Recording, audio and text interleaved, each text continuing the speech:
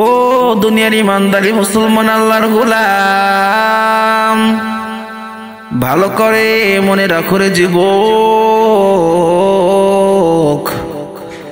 আমার আল্লাহ সুবহানাহু ওয়া তাআলা তোমাকে আমাকে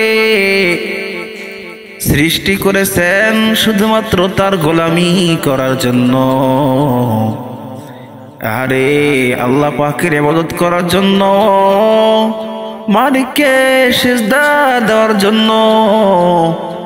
আল্লাহ সুবহানাহু ওয়া তাআলাকে ছাড়া পৃথিবীর অন্য কারো ইবাদত করা যাবে না, পৃথিবীর অন্য কাউকে সিজদা করা যাবে না। একমাত্র সিজদার উপযুক্ত আমার আল্লাহ, আমার রব।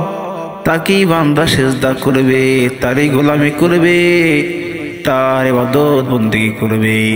আল্লাহ তাআলা বলেন, ওয়ামা খালাকাতুল জিন্না ওয়াল ইনসা ইল্লা লিয়াবুদুন। আমি মানব জাতিকে, আমি মানুষকে এবং জিনকে আমার ইবাদত করার জন্য সৃষ্টি করেছি। বলেন না সুবহানাল্লাহ।